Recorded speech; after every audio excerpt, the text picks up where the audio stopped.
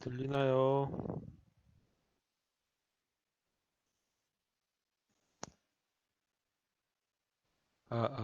예, 들려요? 네, 네, 예, 고맙습니다. 자, 시작하겠습니다. 알고리즘, 인공지능 알고리즘 두 번째 시간이에요. 이제 본격적으로 수업 시작하겠습니다. 참, 그러고 저희 그 인공지능 컴퓨터 구조 들으시는 분, 다음 주 화요일 날 제가 좀 개인적인 사정이 있어서 수업을 못하고, 또 스마트폰 프로그램 듣는 분도 그렇고 화요일 날 제가 수업을 못하고 다른 요일이나 그 다음 주나 주 해서 이 그 학생들하고 합의를 봐서 이 수업 시간을 변경하고 이 그 보충 수업을 하도록 하겠습니다. 이해를 부탁드릴게요. 자, 오늘은 이제 인공지능 알고리즘이지만 이 실제적인 내용은 알고리즘에 대한 얘기를 가지고 정리를 해야 되겠죠. 거기다 덧붙이면 인공지능 알고리즘. 만약에 거기가 저희 그 하드웨어 관련되면 하드웨어 알고리즘 뭐 이런 식으로 될 테니까 일단 알고리즘이라고 하는 그 정의부터 한번 보자. 알고리즘이라고 하는 걸 갖다가 한마디로 동일한 의미를 본다면 이 왕년에 이모션이라고 하는 영어가 있었죠. 튜링이라고 하는 사람에 대한 얘기죠. 튜링. 튜링이라고 하는 사람이 이 대단한 어떤 이제 수학자죠. 이 사람이 이제 그 뭐 우리는 본 노이만이 제초의 컴퓨터를 만들었니 뭐니 얘기하지만 실제적으로 이분이 만든 컴퓨터가 2차 대전 당시에 이제 그 암호 해독하고 암호 만들고 뭐 일본 이제 그 독일에서 만든 암호 만든 거 암호 해독하고 하는데 다 쓰였죠. 그 기본적인 아이디어가 현대 컴퓨터의 이제 수학적인 배경에 이분이 제시하는 거하고 마찬가지다. 그래서 알고리즘을 튜링 머신이다라고 해도 이 틀린 말이 아니에요. 그래서 이거하고는 서로 간에 호환성이 있는 얘기다. 그래서 우리가 이제 그 컴플렉시티 시어리라고 하는 거를 배우지는 않는데, 그것도 대학원 과정에서도 꽤 좀 어려운 과정에 들어가 있어요. 그래서 이 컴플렉시티 시어리가 이 어디 주로 이제 많이 사용되냐면 그 알고리즘도 많이 들어가지만 이 컴파일러에도 기본적인 아이디어에도 많이 사용할 수 있어요. 그래서 프로그램 언어에 사용되기도 하고 거기에 보게 되면 튜링 머신이라고 하는 걸로 이렇게 그 얘기가 상당히 많이 나오긴 하는데 일단 그것까지 하려면 좀 저희가 굉장히 복잡한 얘기 나오니까 사람들이 알고리즘이 뭐냐라고 물으면 튜링 머신이라고 해도 큰 차이가 없어요 라고 얘기할 수 있겠죠. 근데 그걸 풀어서 얘기한다면 이걸 좀 풀어서 얘기한다면 알고리즘이라고 하는 거는 어떤 작업을 하는 거다 하죠. 수행하기 위해서 수행하기 위해 자료를 냈죠. 그래서 입력을 받아서 원하는 결과 출력이죠. 이 출력을 만들어내는 과정이다.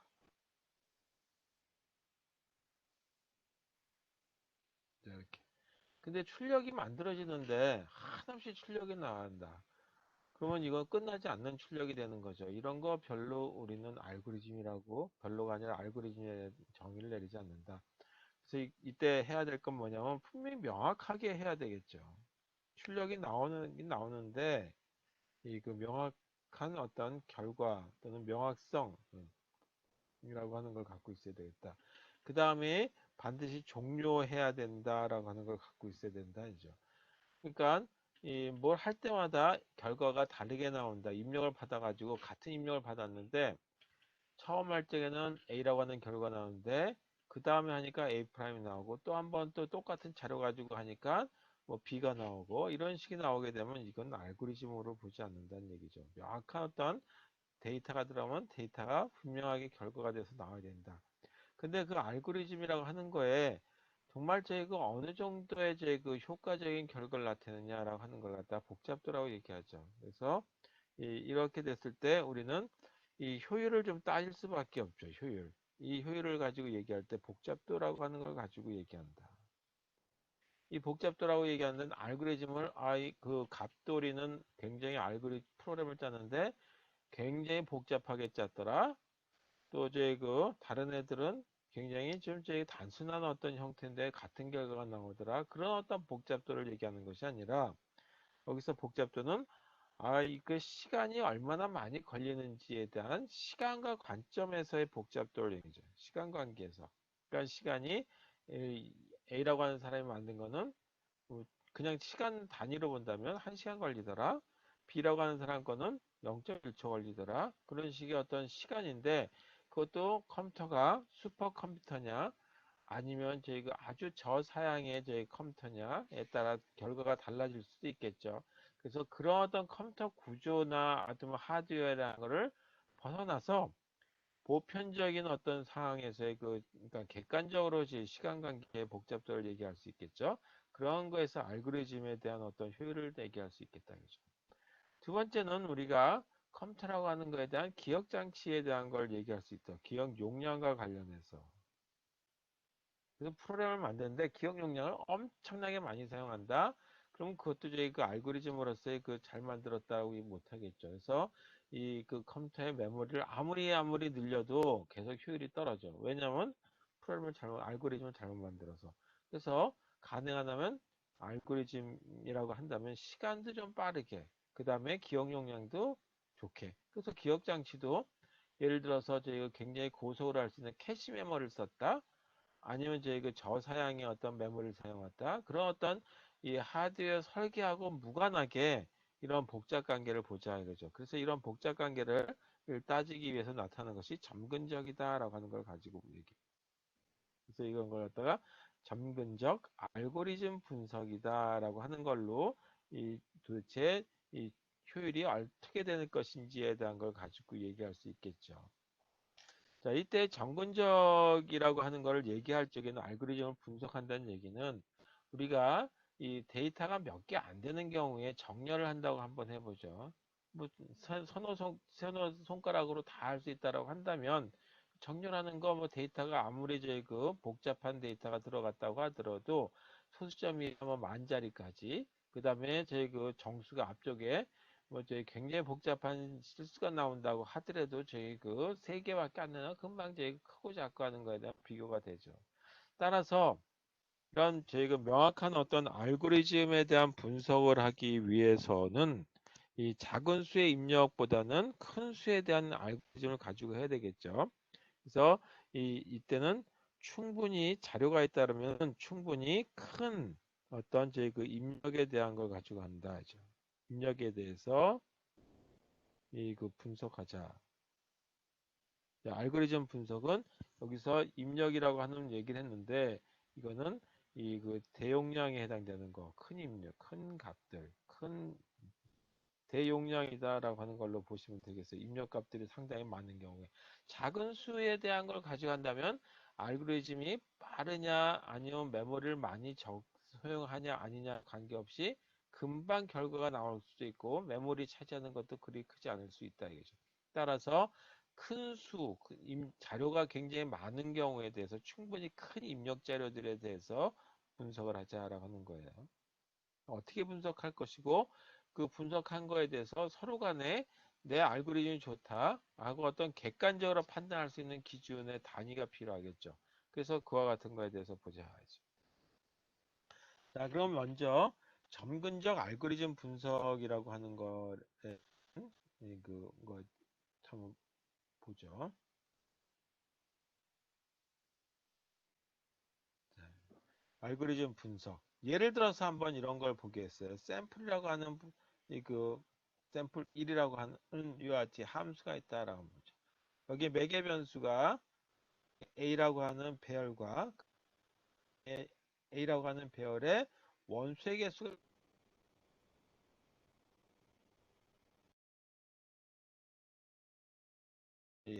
함수가 있다는 거죠. 이때 중앙께서 n이라는 변수 중에 중앙값을 찾는 거에 2로 나누면 중앙값이 되겠죠. 자, 이때 이 2로 나눴을 때 때로는 저희 그 짝수의 경우는 딱 떨어지겠지만 n이 정수라고 가정했을 때 그렇지 않은 경우는 소수점 이하의 어떤 값이 나올 거란 말이에요. 그러면은 0.5라고 하는 거에 중간값을 찾을 수가 없으니까 다 정수로 나타나는 그 위치값은 이 그 a라고 하는 배열의 인덱스는 정수래야 되기 때문에 또는 저기 그 자연수래야 되기 때문에 2로 나눴을 때 이 그 소수점 이하는 버리자. 그래서 버림을 이렇게 쓰기도 하죠. 보통 이렇게 쓰는 기호를 갖다가 플로라고 얘기하죠. 마루. 버림. 소수점 이하 버림에 대한 거다. 이제. 그래서 중앙값을 찾는데 이렇게 결과를 찾아보자. 그래서 A의 K의 위치를 리턴하는 걸로 이런 알고리즘이 있다라고. 자, 이런 알고리즘에 보게 되면 어떻게 되냐면 입력 크기 n이라고 해야 돼서 n에 대해서 무관하죠. n의 개수가 만약에 10,000개가 됐던 10만 개가 됐던 1억 개가 됐던 수조개가 됐던 상관없어요. 그냥 2로만 나눠지면 되는 2로 나눴을 때 결과죠. 그래서 이와 같이 무관한데 이때는 어떻게 되냐면 상수 시간이 소요된다. 그러니까 뭐 대형 컴퓨터가 됐던 소형 컴퓨터가 됐던 저사양 컴퓨터가 됐던 간에 이런 경우는 상수다라고 하는 결과로서의 그 금방 결과를 찾을 수가 있다죠. 자, 반면에 이런 예를 하나 더 보죠. 샘플 2라고 하는 걸 보게 되면 여기도 매개 변수로서 이와 같이 배열과 n이라고 하는 어떤 제 그 배열의 크기를 나타내는 변수값이 있다. 여기다가 썸이라고 해서 원소들에 해당되는 배열의 값들을 다 한번 더해보자라고 하면 이렇게 되겠죠. 원소가 n개로 돼 있고 1부터 n으로 표시된다라고 했을 때 1부터 시작해서 n이다라고 하는 걸로 보자. 그러면은 합은 지금까지 했던 중간값의 합에다가 뭐를 더하면 되냐면 a라고 하는 배열의 원소 값을 읽어드려서 더하면 되겠죠. 그래서 이와 같이 a의 i라고 하는 걸로 원소의 위치를 더해보자. 그걸 다 더하고 나면 이 썸이라고 하는 이 결과를 리턴 해가지고 외부에서 알아보도록 한번 해보자 이거죠. 자, 이렇게 알고리즘을 만들었을 경우는 뭐냐 하면 바로 요 루프라고 하는 거에 굉장히 이 그 영향을 받게 되는 거죠. 네, 여기 이제 좀 잘못했네. 네, 여기까지죠. 이렇게 루프는 여기까지. 자, 이렇게 생긴 경우에 보게 되면 어떤 거냐면 for loop이라고 하는 for loop과 관련해서 몇 번째 그 반복하느냐라고 하는 거예요. 그래서 반복하는 걸 보니까 for loop과 관련해서 수행 시간이 조금 전에 한 번에 딱 끝났죠. 이거 하나로 끝났죠. 시간은 이 n이라고 하는 이 값에 비례하게 되죠. 다시 말해서 개냐, 만 개냐, 1억 개냐, 1조 개냐, 몇 견개냐, 뭐 이런 식으로 나타난다 했죠. 다음으로 두 번째 보겠습니다. 또 다른 예를 하나 봐서 이 세 번째 샘플 3이라고 하는 이름을 가지고 배열, 그 다음에 배열의 원소 수를 이렇게 n이란 걸 한번 나타내 보죠. 여기에 이렇게 한번 써볼게요. 조금 전에 했던 것처럼 썸에는 0이라고 하는 값을 주고 이번에는 제가 C처럼 썼는데 이렇게 지울게요. 자, 여기 이 i는 1부터 시작해서 n까지. 그 다음에 또 하나 변수를 써서 j라고 하는 변수가 또 루프를 도는데 1부터 n까지. 그래서 이 그 전체 배열을 이런 식으로 덧셈을 한다라고 한번 해보죠. 지금까지 됐던 덧셈 썸에다가 그 다음에 a의 i라고 하는 위치에다가 그 다음에 a의 j의 위치에 해당되는 걸 더한 어떤 결과를 한번 산출해 보자. 그리고 다 하고 나면 그 값을 되돌려 주자. 자, 이렇게. 자, 이렇게 생긴 이제 그 하나의 알고리즘이 구성됐다라고 했을 때 여기 보게 되면 이런 루프가 하나 더 들어가고 그 다음에 바깥쪽에 또 이런 루프가 하나 또 들어가죠. 이런 형태에 보게 되면 어떤 결과를 가져오냐 하면 for loop이라고 하는 부분이 이 파란색 부분이 있고 빨간색 부분으로 나타나죠. 그래서 이 for loop은 총 n 곱하기 n이라고 하는 n 제곱에 해당되는 거 반복하죠. 만큼 수를 반복하죠. 그래서 결과는 아까는 샘플 2에서는 n의 비례에 따라 한다면 이와 같은 알고리즘은 n 제곱에 비례하게 된다. 자, 여기서 보니까 핵심은 다 뭐냐면 이와 같이 루프 돌아가는 부분이구나 라고 하는 걸로 보시면 되겠죠. 그러면 이거는 고려하지 않느냐? 이런 거 sum equal 0 이런 것들 또는 return 이런 것들은 고려할 필요가 없어요. 어떤 경우는 고속의 컴퓨터에서는 아주 빨리 저속의 컴퓨터는 조금 시간이 그거보다는 좀 더 걸리겠죠. 그래서 이런 것들은 그냥 상수값이니까 고속 컴퓨터에서 하던 저속 컴퓨터에서는 우리는 그런 거에 대한 핵심보다는 뭔가가 두드러진 어떤 특징 부분을 가지고 이 판단을 내리자라고 하는 거죠. 그래서 이런 것들을 바로 이 알고리즘에 대한 점근적 방법이다. 그래서 이 앞에 걸 이제 제가 안 했는데 이렇게 썼을 경우에 이 조금 전에 샘플 2라고 하는 거와 그 다음에 샘플 2라고 하는 거하고 샘플 3이라고 하는 거에 대한 이 비교를 한번 한다고 했을 때 어떻게 할 것이냐라고 하죠. 비교를 하려면 뭐가 하냐면 단위가 통일돼야 되겠다. 그래야 되겠죠. 다 같이 센티미터라고 하는 단위를 가지고 비교를 해야지 길이에 대한 거를 실제 이 자를 가지고 이렇게 보여주지 않는 이상 뭐 어떤 그 크기를 손으로 보여주지 않는 이상 이 그냥 숫자만 썼을 적에는 단위가 통일돼야 된다. 그래서 이 단위 통일에 대한 것들을 이제 얘기하게 되는데 그 단위 통일 방법은 이렇게 생긴 걸 쓰죠. 빅 O라고 하는 걸 쓰기도 하고 또는 오메가라고 하는 걸 쓰기도 하고 세타라고 하는 걸 쓰기도 한다. 이걸 조금 더 나아가지고 이게 큰 O라고 대문자 O라면 소문자 O를 쓰기도 하고 또는 제그 오메가를 이렇게 대문자 오메가를 쓴다면 소문자 오메가를 이렇게 쓰기도 한다. 라고 하는 걸로 보시면 되겠습니다. 자, 그 중에 가장 보편적으로 사용되는 게 이거죠. 이렇게 해서 이 세 가지를 위주로 어떻게 정의가 될 것이냐라고 하는 걸 보면 되겠습니다. 자, 일단 이 그 알고리즘 말고 자료 구조에서 했으니까 이렇게 생긴 경우에 미리 먼저 본다면 빅 O라고 하는 걸로 표현해 보자라고 했을 때 이 안에 비례되는 이 부분 뭐에 비례하냐면 n제곱에 비례한다 그랬죠. 따라서 여기다가는 뭐를 쓰냐면 n제곱 이렇게 쓰면 된다 이거죠. 나머지 이 부분에 해당되는 거는 굳이 고려 대상은 집어넣을 필요 없다. 왜냐? n이라고 하는 값이 워낙 컸을 적에는 이거는 아주 작은 부분에 차지하고 있으니까 그냥 무시해도 큰 문제가 없지 않겠느냐라고 하는 거죠. 그래서 이렇게 단위를 통일한다는데 우리 여기 단위는 제가 쓰는 말이고 여기서는 하나의 표기상의 어떤 거다. 그래서 이걸 갖다 표기를 일치하자.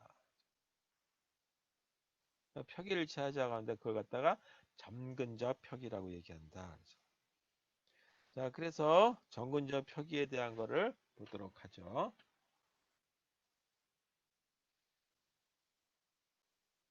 점근적 표기. 자, 점근적이라고 하는 영어 이게 한번 훑어보시죠. 어떻게 되냐? 어심토틱이라고 해요. 어심토틱 그래서 표기니까 노테이션이겠죠. 하나가 아니라 여러 개 있으니까 노테이션들 이렇게 볼 수 있겠다. 자, 아까 얘기했듯이 이렇게 쓴 게 있다. 이제 이걸 갖다가 뭐라고 하냐면 빅 O라고 한다. 그 다음에 이렇게 생긴 경우가 있지. 이걸 오메가라고 얘기하죠. 그리고 이렇게 쓰기 또 여기 약간 이렇게 해서 대문자 표시를 했는데 이걸 세타라고 해요. 자, 그 다음에 작은 O 이걸 리틀 O라고 얘기해요. 그리고 이거는 리틀 오메가 이렇게 생긴 걸로 해서 5개를 가지고 얘기하는데 우리가 가장 많이 사용되는 부분들은 이 세 가지 거를 가장 많이 사용한다. 그 중에서도 이 비고 가장 많이 사용되는 어떤 이 대표적인 이 그 점근적 표기의 하나의 예가 되는 걸로 보셨을 거라고 생각합니다. 자, 이거 제가 이제 이걸 하게 되면 좀 빨리빨리 넘어가죠. 제가 대면 수업하게 되면 여러분들 필기하는 걸 보면서 조금씩 조금씩 천천히 진도를 나갈 수 있을 텐데, 저 혼자 하다 보니까, 그냥 제 그렇게, 그 뭐 블랙보드인지 화이트보드 이 프로그램에 의해서 해요. 그래서 만약에 필기하는 것이 따라하기 어려우실 경우는 어쩔 수 없이 다시 한번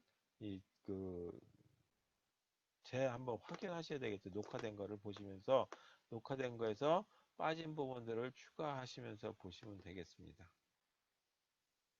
그래서 제가 진도를 3시간 나가게 되면 이거 보통 한 3시간 다시 본다 그러면 9시간 걸려버리죠. 다른 수업도 있고 그러니까 제가 3시간을 꽉 채우진 않고 조금 일찍 끝내고 있어요. 물론 이 변명 같긴 하지만 하여튼 그렇게 한다라고 하는 걸로 보시면 되겠습니다. 첫 번째에 대한 걸로서 빅 O 노테이션에 대한 거부터 됐고, 자, 이거에 대한 정의를 보죠. 빅 O 노테이션의 정의. 이 수학적인 정의를 보게 되면, 자, 참고로 이렇게 쓰는 경우도 있어요. ST라고 하는 말을 쓰는데 이게 뭐의 약자냐면 such that이라고 하는 뜻이에요. 약자를 가지고 이렇게 써요. 이렇게 쓴다라고 하는 걸로 보게 되면 어떻게 되냐면 이 그 빅 O라고 하는 거를 여기다가 우리가 아까 O n제곱 이렇게 썼죠. 자, 이게 바로 뭐냐? G의 n을 갖다가 하나의 함수로서 이렇게 표시된 거죠. 이걸 n제곱 이렇게 표현한 거다라고 하는 걸로 이해하시면 되겠죠. 그래서 빅 O라고 하는 걸 가지고 표현했을 적에는 어떻게 될 것이냐라고 한다면 뭐를 빅 O의 G의 n이라면 F의 n이라고 하는 이런 함수가 있었는데 이 fn 이 함수를 이 빅 O라고 하는 걸로 바꿔서 표현해 보겠다 하죠. 어떤 경우에 대한 거냐면 fn이 빅 O 그 GN으로 표현이 되는데 이거는 아까 얘기했듯이 여기 매개 변수에 들어가는 모든 n이라고 하는 값. 그러니까 모든 n에 대해서 f의 n이라고 하는 거하고 g의 n이라고 하는 거의 그 관계수를 보니까 이런 관계가 되더라 이거죠. 이렇게 생긴 관계. 근데 그때 뭐냐 하면 여기에 상수값으로서 이 C라고 하는 상수를 넣었다고 하더라도 이 GN이라고 하는 그 FN이 더 훨씬 작아진다 이거죠. 그 다음에 또 하나가 여기에 제가 이제 지금 쓰려고 얘기했는데 뭐냐 하면 N이라고 하는 값이 그렇다면 어떤 크기를 갖고 있느냐라고 하는 거죠. 3이라고 하는 것보다 더 컸을 때 예를 들어서 제 변수의 개수가 4보다 더 컸을 때 아까 제그 루프를 돌았을 때에는 n이 몇 개까지 되느냐라고 하는 초기 값이 있겠죠. 그래서 그걸 갖다가 n0라고 하는 값으로 한번 보자. n0라고 하는 값에서 이렇게 한번 정해보자. 그래서 이렇게 되는 조건이 되는 이런 제그 양의 상수 C와 그 다음에 n0가 존재한다. 이렇게 됐을 적에는 뭐라고 하냐면 f의 n이라고 쓰지 말고 g의 n이라고 쓰겠다 하죠. 이렇게. 이 얘기는 뭐냐면 다시 바꿔서 표현한다면 이 얘기는 이렇게 써도 되는 거죠. g의 n이라고 하는 거는 f의 n이라고 하는 이거를 충분히 큰 모든 n에 대해서 충분히 큰 값이에요. 충분히 큰 모든 n에 대해서 그래서 f의 n이라고 하는 거하고 g의 n이라고 하는 걸 비교해 보니까 앞에다가 c라고 하는 상수값을 곱하 표시를 하더라도 이렇게 생긴 어떤 이 양의 상수가 존재한다. g의 n 값이 더 큰 양의 상수.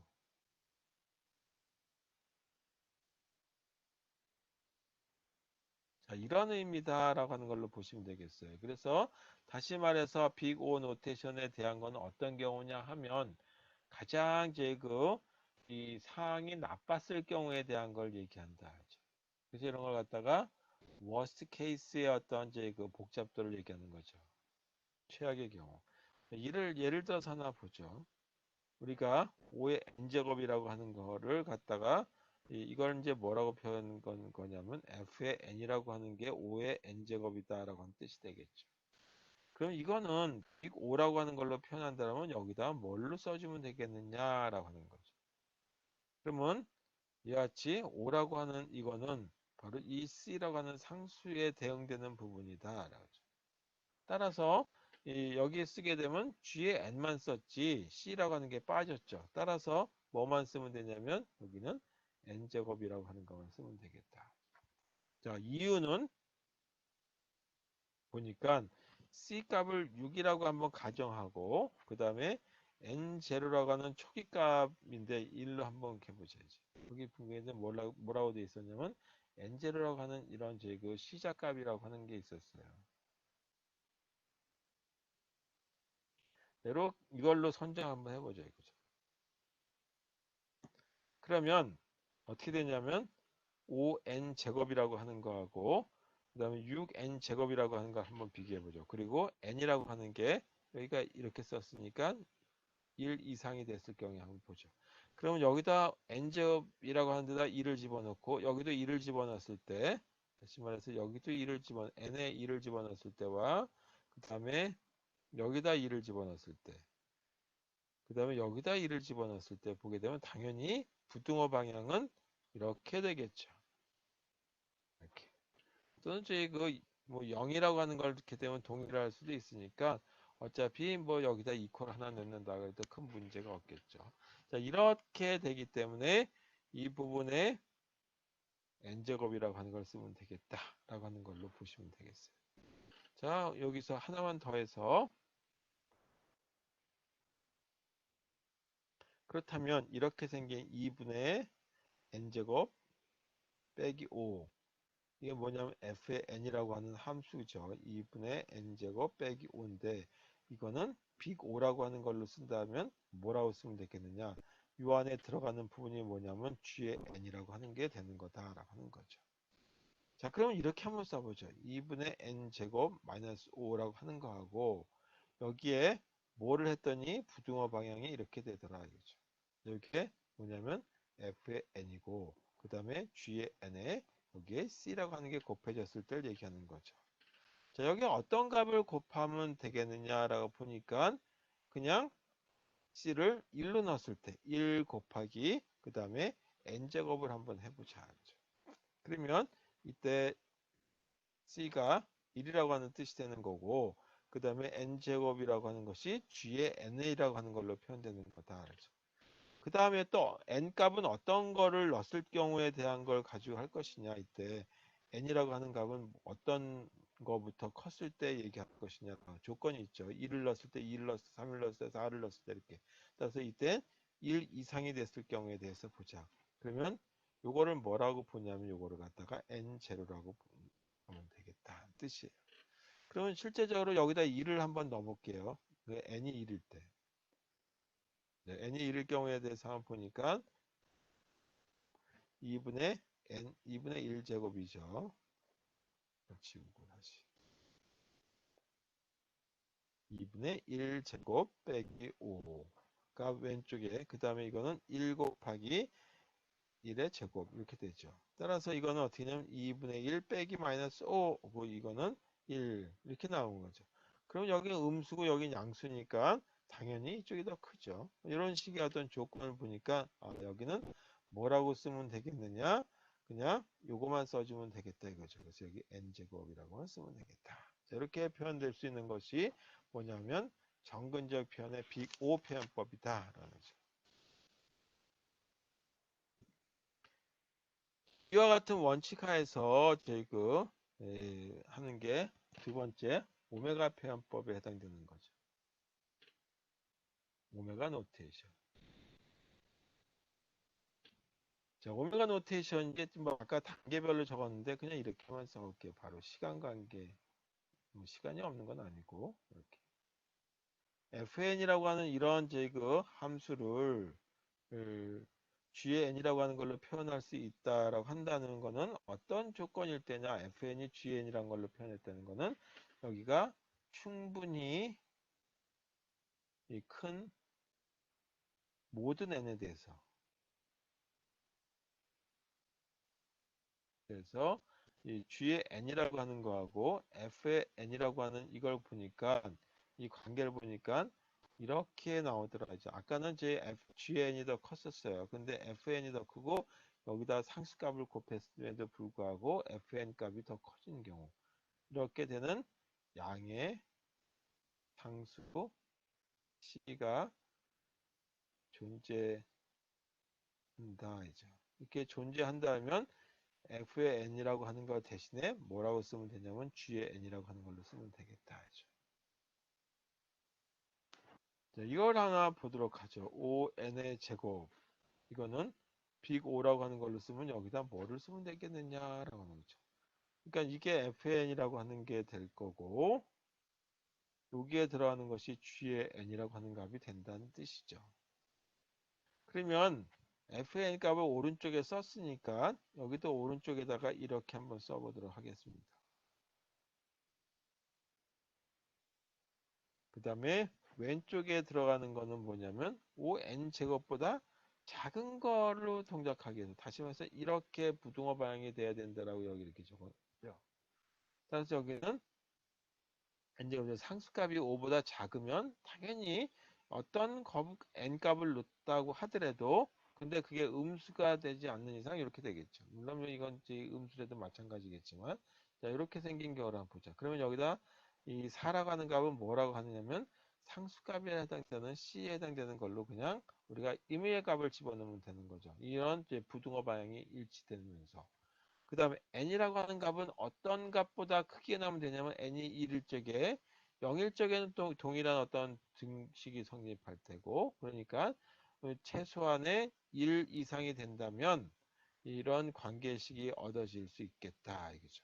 따라서 여기서 이걸 갖다가 뭐라고 얘기하냐면 1을 n0라고 얘기한다 라고 하는 걸로 보시면 되겠고 여기다 집어넣을 수 있는 거는 이 상수값을 빼고 요거만 여기다 집어넣으면 되죠. 따라서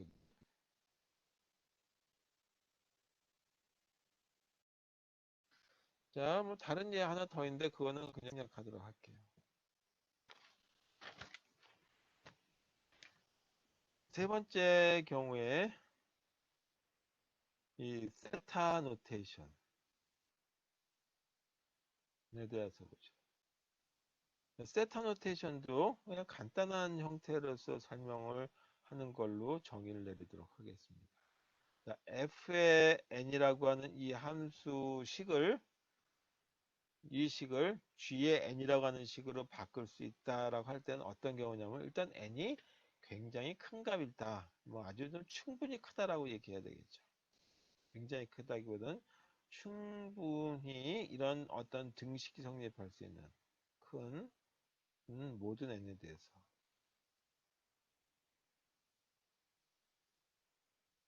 모든 n에 대해서 g의 n이라고 하는 이거와 f의 n이라고 하는 이런 관계를 보니까 그 사이에 어디 끼더라 이죠. 상수값에 따라서 상수값을 여기다가 C1이라고 하는 상수값을 주면 FN이 더 커지고 만약에 GN이라고 하는 데다가 상수값 C2라고 하는 값을 곱하게 되면 FN이 줄어들더라 이거죠. 더 작더라 이거죠. 이렇게 생긴 양의 상수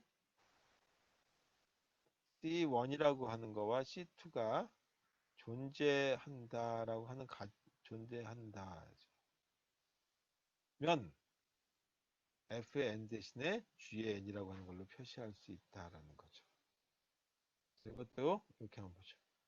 5의 n제곱이라고 하는 거는 세타로 한다면 여기는 뭐를 쓸 수 있느냐라고 하는 걸 보도록 하겠습니다. 그러면 세타를 했을 적에는 5의 n제곱이라고 하는 거는 뭐보다는 클 거고 어떤 거보다는 작겠죠. 예를 들어서 5n제곱은 아까 4n제곱보다는 항상 상수값이 앞에 붙는 게 크니까 5n이 더 크겠죠. 5n제곱은 6n제곱보다 작을 거는 뻔한 사실이죠. 그랬을 때 이 앞에 있는 4를 갖다가 C1, 뒤에는 6을 C2라고 보면 되겠죠. 그 다음에 n이라고 하는 값의 범위는 어떤 조건일 때 이런 등식이 성립하느냐, 부등식이 성립하느냐라고 하는 거죠. 그러면 1을 집어넣었을 때 양의 상수니까 0은 필요 없어요. 1부터 큰 값, 그러면 1을 집어넣게 되면 뭐 여기다가 다 111을 넣으면 되겠죠. 그럼 4, 5, 6이 되겠죠. 그래서 이와 같이 표시된다. 자, 이때 이 이를 뭐라고 하냐면 초기 값, 가장 작은 양의 값 n0라고 부른다. 천에 해당되는 걸 얘기할 때 많이 사용되는 거고, 오메가라고 하는 거는 그 베스트 케이스에 해당되는 거죠. 그래서 다시 정리 한번 해보면 이제 이거 다음 화면에서 이 빅오 노테이션이 있었고 오메가 노테이션이 있고 세타 노테이션이 있었는데 이 세 가지의 특징을 보게 되면 이거는 워스트 케이스 가장 안 좋았을 경우에 분석하기 위한 도구로서, 그래서 알고리즘 만든 사람 입장에서는 자료에 따라서 가장 안 좋은 자료들이 들어올 수도 있죠. 그런 경우에 시간 복잡도는 어떻게 된다? 메모리는 얼마나 차지하느냐라고 하는 걸 가지고 얘기해야 되겠죠.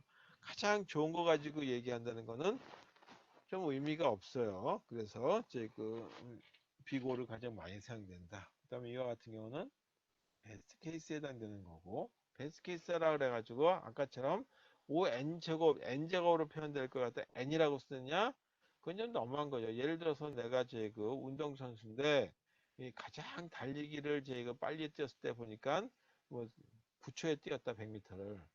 그럼 항상 9초라고 얘기할 수 있냐? 그럼 7초에 뛸 수도 있고, 그러면 점점 막 줄일 수는 없는 거죠. 그래서 한계라고 하는 부분이 있어요. 그래서 베스트 케이스라고 하는 거는 가장 좋은 것 중에서도 너무 최적의 결과를 얘기하는 건 아니다. 이건 평균, 에버리지. 자, 이렇게 따지는 거다라고 보시면 되겠습니다. 자, 아까 요거 말고 이렇게 생긴 거 있다 했죠. 스몰 o 노테이션. 그 다음에 오메가 노테이션이라고 하는 게 있는데, 이거는 그냥 알고리즘 책에서 간혹가다 이게 수렴하는 어떤 거와 관련해서 얘기할 때도 이게 사용되는데, 이 부분은 그냥 생략하겠습니다. 우리 이번 학기 내내 이거 가지고 표현할 방법은 한 번도 없으니까 이거는 뭐 이번 학기에 그 전에 설명을 한 적이 있는데 그냥 생략하도록 할게요.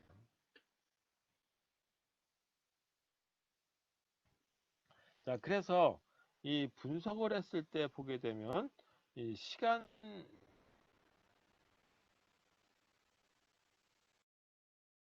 이렇게 특히 이제 여기서 시간에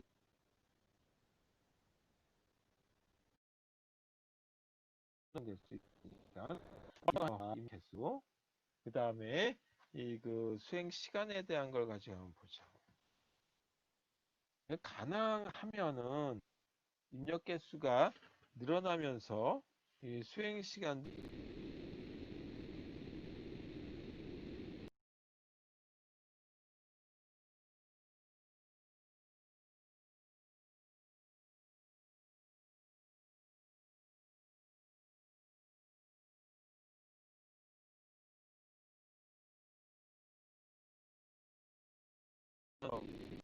로그 2에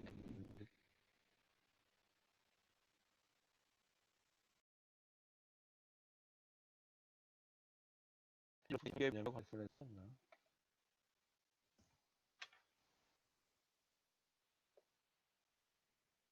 잠깐만 기다려 주세요. 이게도 시간이 되면 자동 종료가 돼 버려가지고 학교 내 상황이 조금 안 좋아서.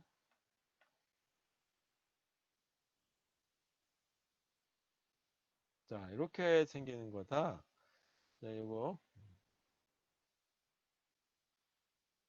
자, 그러면은 이런 것들을 n이라고 썼는데 실제 이렇게 쓰는 거나 5의 n이라고 쓰는 거나 또는 5의 로그 2의 n이라고 쓰는 거나 마찬가지겠죠. 그러면 가능하다면 어느 게 더 좋은 거냐라고 한다면 이렇게 생긴 거하고 그 다음에 이렇게 생긴 것 중에 초록색보다 하늘색으로 되어 있는 이 색깔이 훨씬 더 이 자료가 늘어남에도 불구하고 시간이 복잡도가 또는 시간이 확 늘어나지 않죠. 수행 시간이. 그렇다면은 빨리 끝난다는 얘기죠. 그럼 알고리즘은 이 알고리즘이 조금 더 좋은 거다. 상대적으로 이거보다는 이게 더 좋은 건데 이런 알고리즘을 찾을 수도 있고 못 찾을 수도 있어요.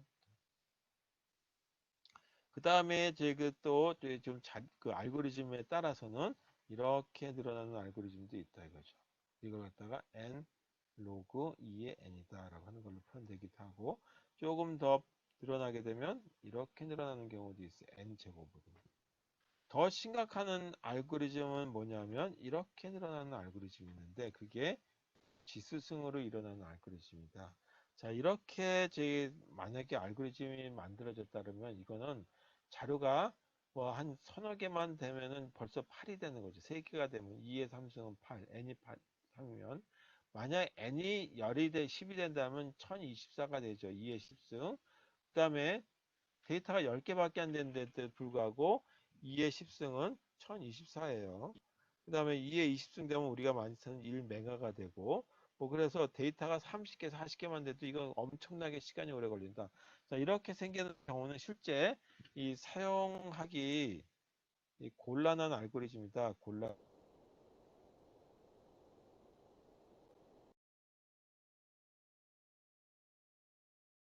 이거 지수승으로 나타내는 알고리즘은 가능하면 줄여서 알고리즘이 되도록 바꿔줘야 되는데, 이렇게 n제곱이나 n3승 뭐 이런 식으로 나오는 이런 걸 갖다가 뭐라고 얘기하냐면, 이런 걸 갖다가 다항식 알고리즘이다. 다항식의 어떤 이 알고리즘이다라고 부르는 거죠.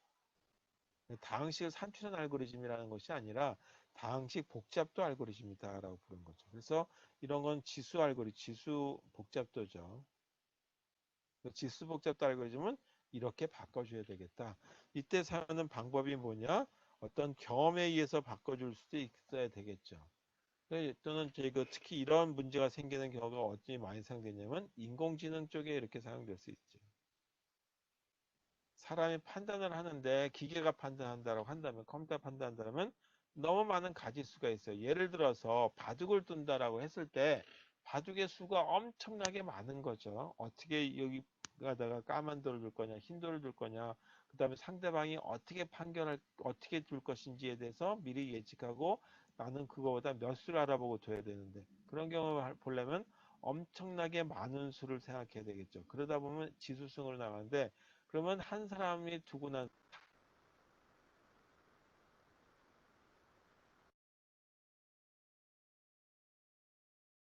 그러면 오래 걸리게 치는 거죠. 그러니까 그런 경우에 대비했을 때 이렇게 시간을 복잡도를 줄여줘야 되는데, 그때 사용하는 게 뭐냐면 경험에 따라서 이렇게 줄여줄 수 있죠. 바둑을 두는 어떤 경험. 뭐 그렇게 해서 수를 좀 줄여본다든지 판단해 주는 걸 이렇게 얘기할 수 있겠다. 그래서 우리가 시작해야 될 거는 뭐냐면 다항식 복잡도에 대한 알고리즘을 찾아야 된다라고 하는 거죠.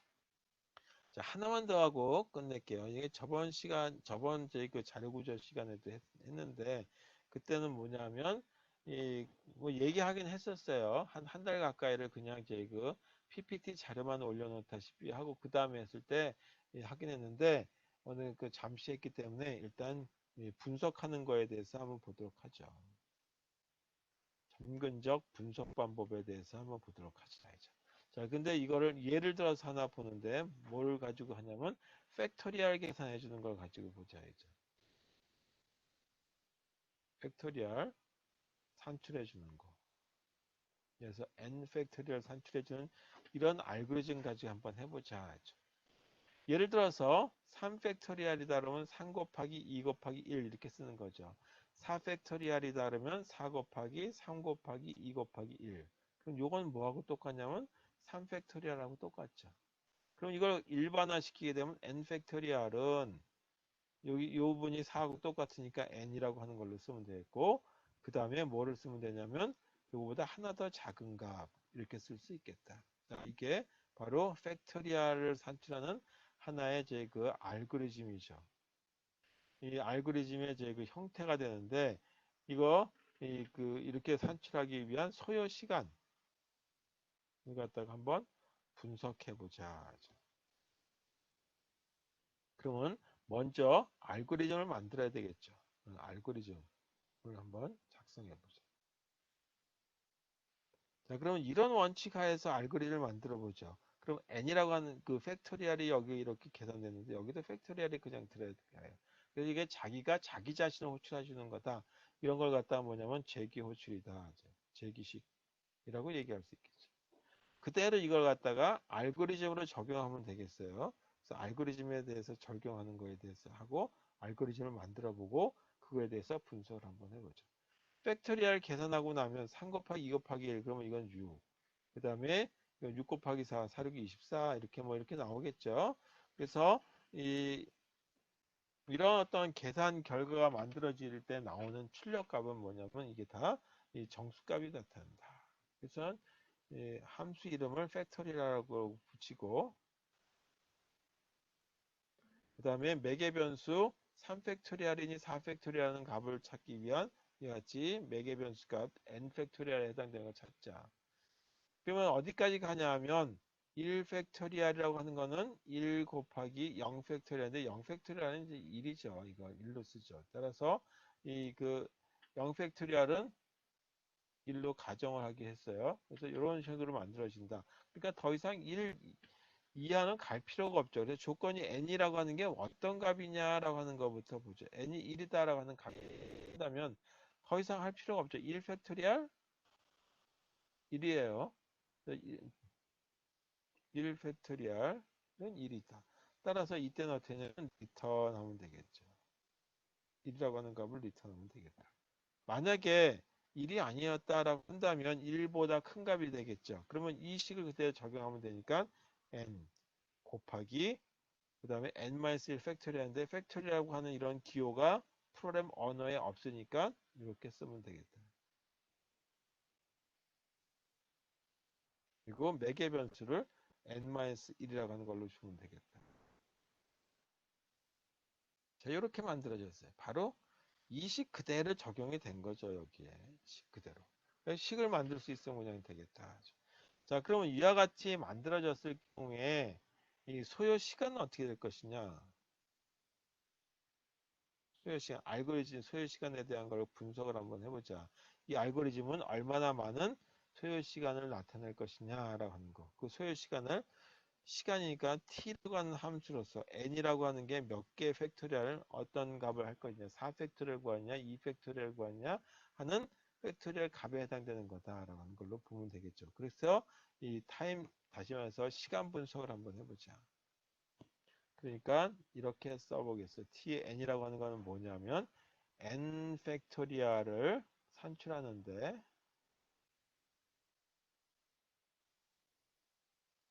소요되는 시간이라고 하자. 이걸로 자, 그렇게 됐을 때 한번 해보자 이거죠. 그리고 알고리즘을 다시 한번 써보면 알고리즘이 이렇게 생겼었어요. 이렇게 팩토리얼 그리고 n 조건이 n이라고 하는 게 1이라고 하면 1 팩토리얼이 되니까 그냥 리턴하면 된다라고 얘기했죠. 만약에 1이 아니었다라고 한다면 else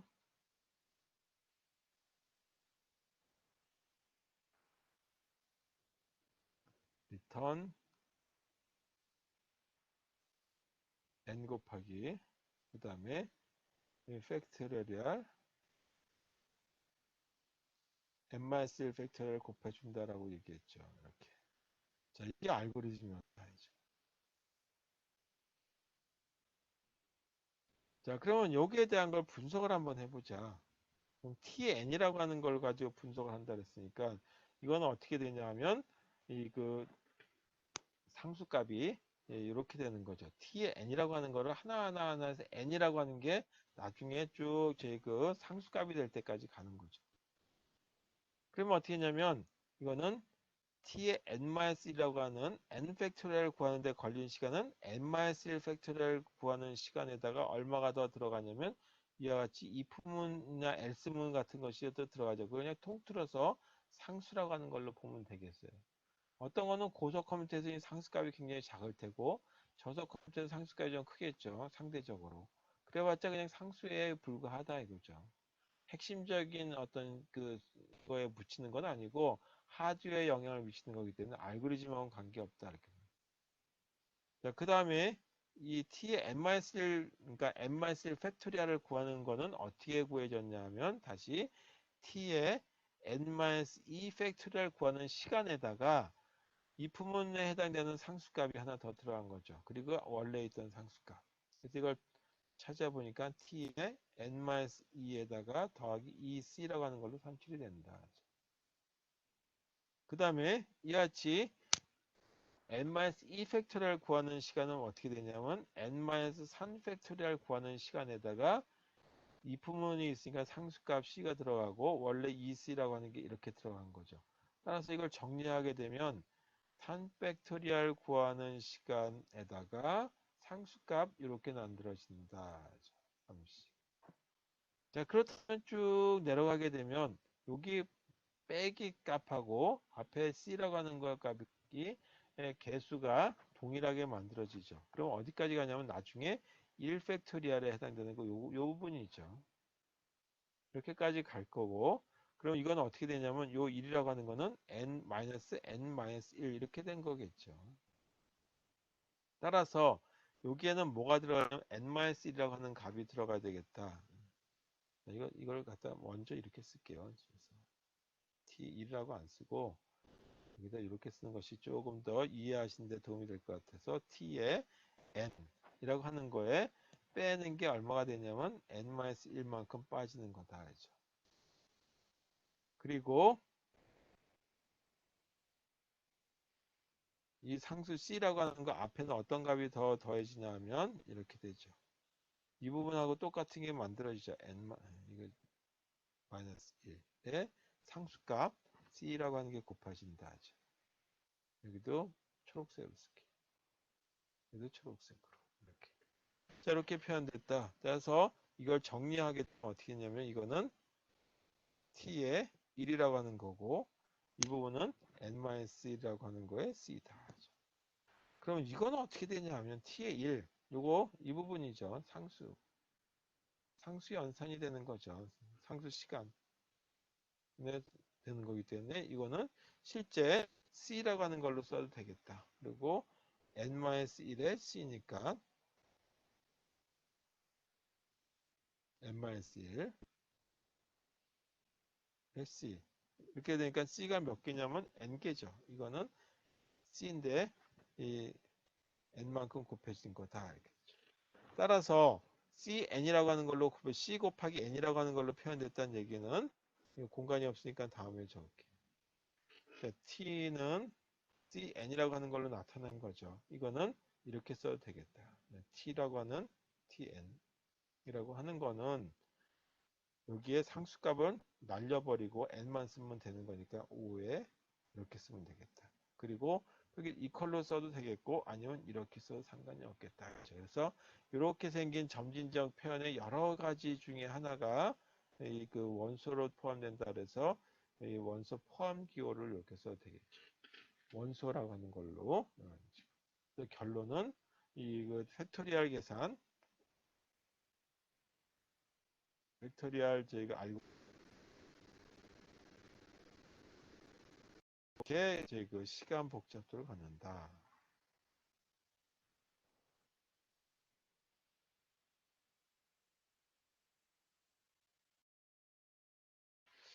자, 오늘 여기까지만 하도록 하겠습니다. 자, 그리고 뭐 소트에 대한 얘기 할 수도 있고 그런데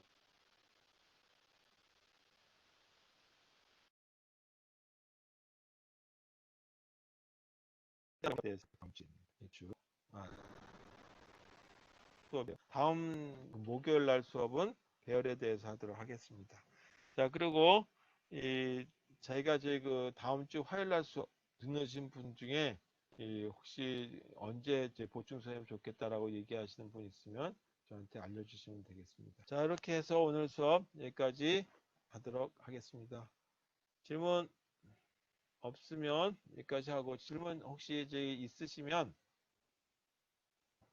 다음 주도 비대면 수업 다음 주도 그냥 비대면 수업이 되겠어요.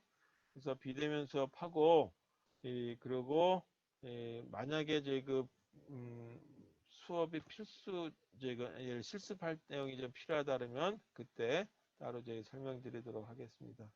자, 그러면 오늘 여기까지 하고 그 녹화된 거 녹화됐을 것 같긴 한데 첫날 수업은 녹화가 안 됐어요. 그래서 이제 그 둘째 주부터 된 거 유튜브에 집어넣던지 하도록 하고 유튜브에 들어오기 전까지는 조금 시간이 걸리긴 했는데 그 시스코에서 만들어져 놨을 때 이 그 우리 학교 홈페이지에 버추얼 캠퍼스로 들어오게 되면 그 들어가 이제 자료들이 지금 이제 그 녹화된 게 볼 수 있게 돼 있더라고요. 그거 다운로드 받으셔서 하셔도 되겠고 아니면 내가 유튜브에 올리면 그때 가서 보셔도 되겠습니다. 그래서 유튜브에 올리다 보니까 무슨 문제냐 저작권 문제가 있어서 뭐 좀 애매모호한 거는 올리지 않겠죠. 뭐 동영상이라든지 이런 거 이렇게 이해해 주시면 되겠습니다. 오늘 여기까지 수업하고 고생하셨습니다.